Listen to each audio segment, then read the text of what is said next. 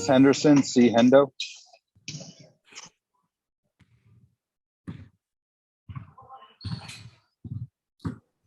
Hey, Chiney, hope all is well, and congratulations to all your success on and off the court.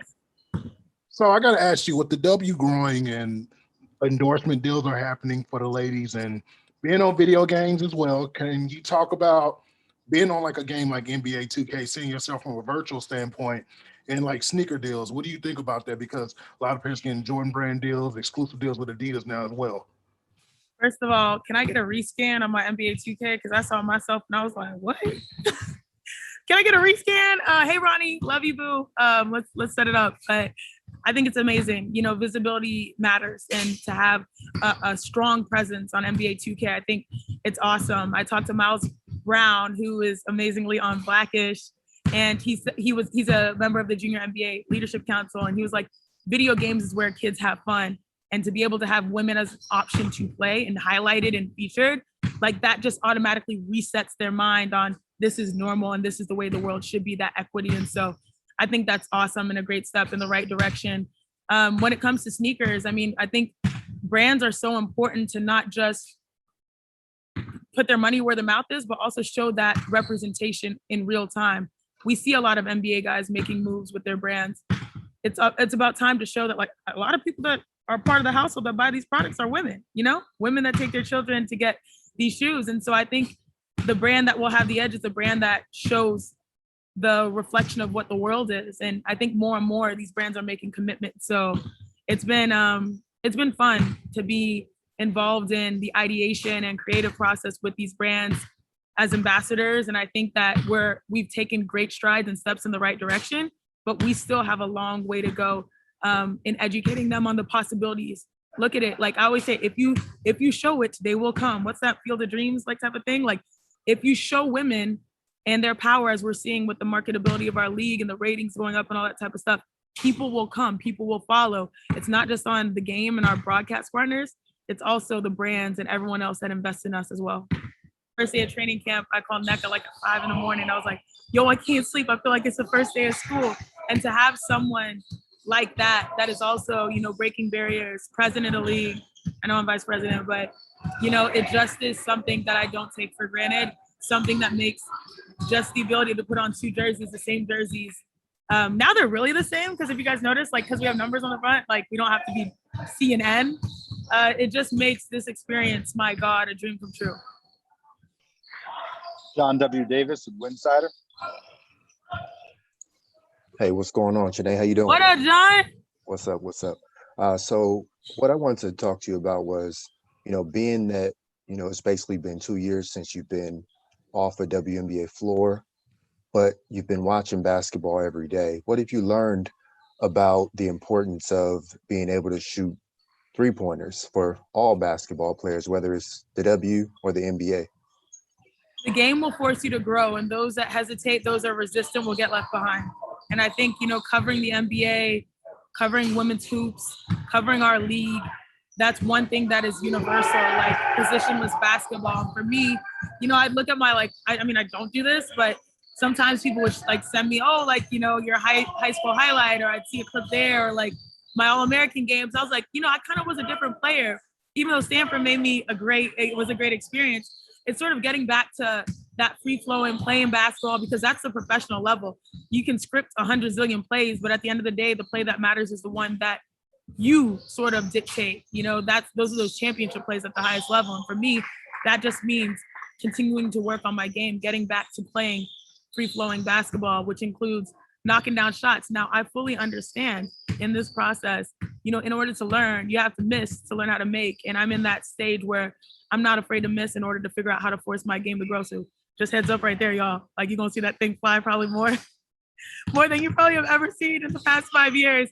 But I think it just is a nice freedom to know that I have my teammates' trust, my head coach's trust. Like, being the only member of the LA Sparks that has been here full time, I've been able to build a really great relationship with Fish, where he's seen the work.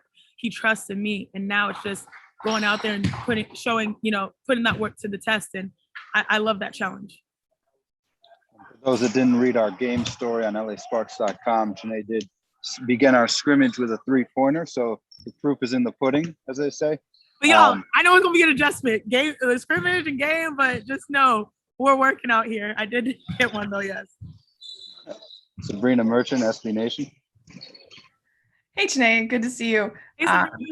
Just sort of building off of John's question, like this is a very different Sparks roster that you're a part of now than when you joined in 2019. Like other than the shooting, what have you been working on in your game to try to fit into this new style, new system? Versatility, 100% versatility. One thing that Fish said when he first took the job 3 years ago was, we want to be able to space the floor and everyone be a threat. And that means when you have the ball, like being able to make the right play. So being able to go off the dribble, being able to make that pass. And so it's not about just spacing the floor and shooting. It's about creating for your teammates and keeping that offense moving. It's literally run and gun. And so this is something that he's always wanted to work for. And I think now with this team where we can really set the foundation, we have the strength of speed. We have the strength of shooters. And we have, more importantly, like the mindset to be able to feel like we are all capable. And so I think that has been a focus, just making sure that we share the ball, but also move the ball and set the tone for all of us being aggressive, no matter where we are on the court. Miriam Swanson, LA Daily News. Hey, Miriam. Hey, how you doing? You like uniforms? Oh my God, like, come on now. Like, what? These uniforms are amazing. Like, love them.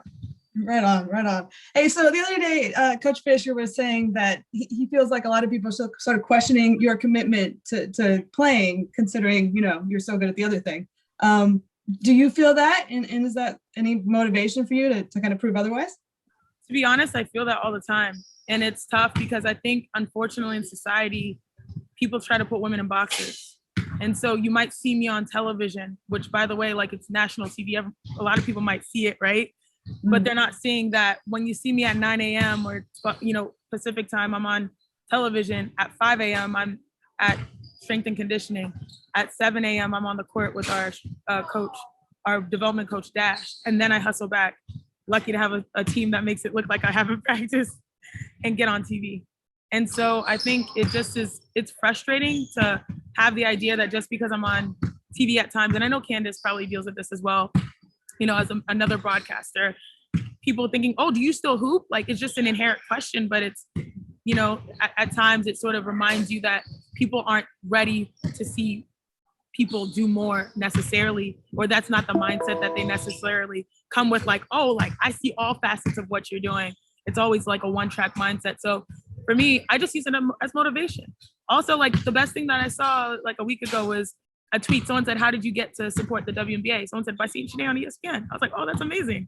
Because at least the grind, you know, on that regard is worth it. And it translates to what I love the most. And that's basketball. I've been playing since I'm 10. So I guess that's just real talk. Like, it is tough to hear at times, like, oh, are you still playing? Like, because people see what they see, not necessarily what is the reality of what my experience is. But hey, we have an opportunity to remind people this summer. So I'm really grateful for that. Go to Ari Chambers with Bleacher Report. Hi, Queen. Hey, bro. It's kind of like you do this whole broadcasting over a living, because you gave me a perfect transition to it. Hey, girl. The past two questions have been about branding and doing things outside of the court. So I want to talk about your personal branding. First of all, how you do it. And second of all, your advice to rookies, because I know that they're capitalizing off of their personal brands and marketability right now. So just give some insight on that and the importance of it. Personal branding is everything. I think when you step into the professional ranks, a lot of times, it was even as recent as when I got in as a rookie in 2014. It's like, okay, what do I do? Like, how do I show myself? We're at the beautiful intersection of sports and society and technology. And so now seeing the possibilities of, you don't have to rely on your team necessarily, your actual WNBA team, to continue to brand you 100%. You don't have to rely on your college or university. You can bet on yourself in that regard. And I think it's just understanding who I am and what I stand for. Now, let me remind you and tell you, like, I always tell people I didn't know who I was until like 26, 27. Like, that's when you step into your like adulting type of vibes. But like, just knowing what is your passion and what makes you go, and having that platform now as a pro where you can really tell stories from your own personal brand that means something to you, whether it is giving back, social justice, whether it is being fleeky. You know what I mean? I don't know if we still say fleek, but you know what I'm saying. I think the idea is just knowing yourself and advocating for yourself, realizing that if you put yourself out there, there's value to that because you are in a beautiful position with a platform. And I think a lot of time now we're in the era of society where platforms are being valued in a way. I mean, look what happened last season, the platform of the WNBA, valued in a way that we never thought was possible before. So I tell those young rookies to tap into that. Time for a couple more. We'll go to Daniel Artest. Hey, how you doing? Hey, Daniel. Hi, I'm doing great. You're killing the game right now in the media space. What are some of the things about being in media that you love? And as you know, you being one of my Hooper / media influences, myself being a former basketball player as well, what hard advice you have for men like me who's covering the W, for the first time? And please be brutally honest. First of all, we appreciate you making a commitment because I know a lot of people say, how much do you support? If you're a man, if you're an ally, showing up is a lot. That's what we care about, that you are being equitable with your time and telling these stories. And I would say the thing that has been most challenging for me stepping into the media space is that your girl, my name is Chiney Ogwumike, but I try to make it easy on y'all, Chiney, right?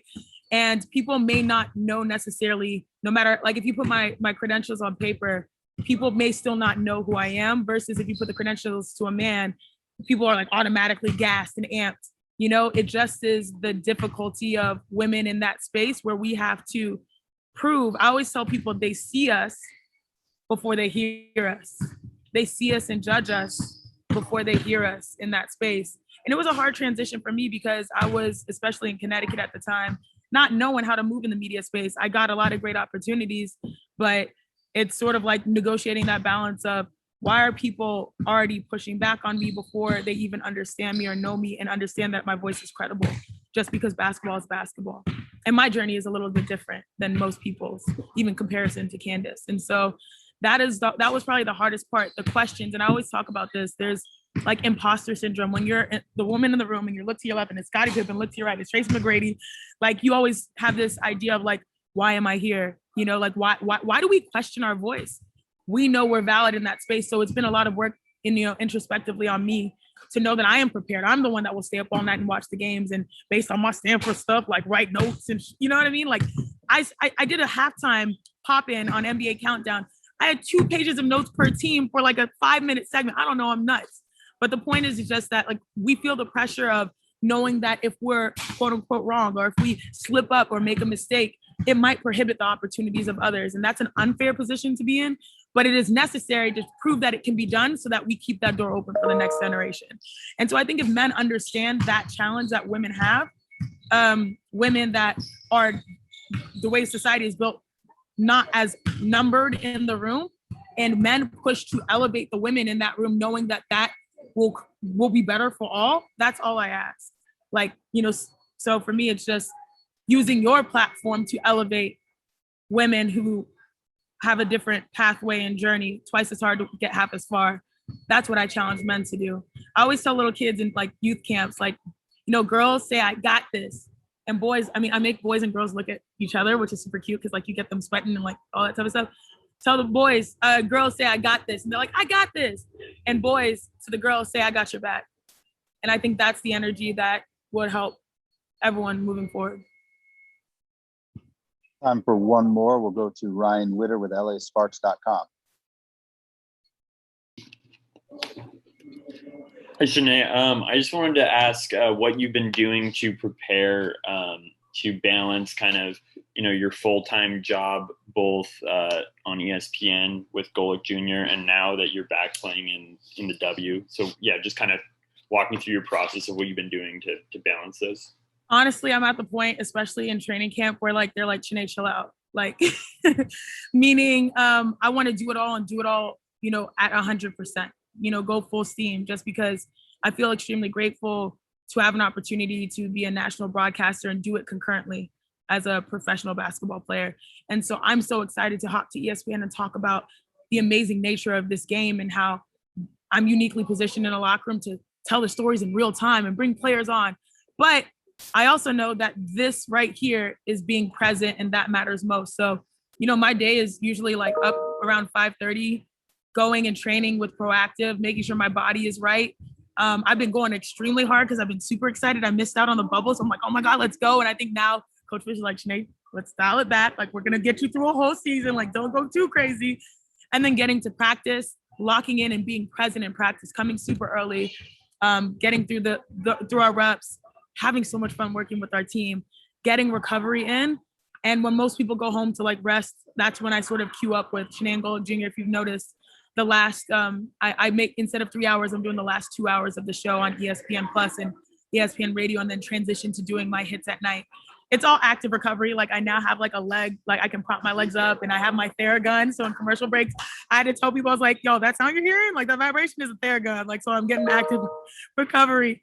And then do my Sports Center hits after that, and just organize my day on the back end while also actively recovering. And so it's a grind, but it's so amazing because like now my whole ESPN crew is like, we got the jerseys, we see the dates, we're coming to see you. And so like one informs the others. Like, you know, I come on practice and people like, Chiney, like what you said about X, Y, or Z game, like you know, so like it just is an energy that I feel so grateful to have both sides of that. And so it's not easy for sure, but I mean, this is just, I think, the life that I've chosen to live in.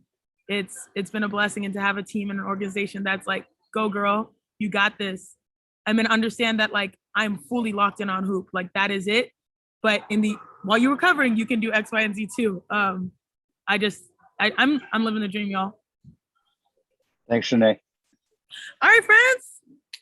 Appreciate you both, and everybody. And I know I talk so much that like I missed half y'all questions, but go Sparks.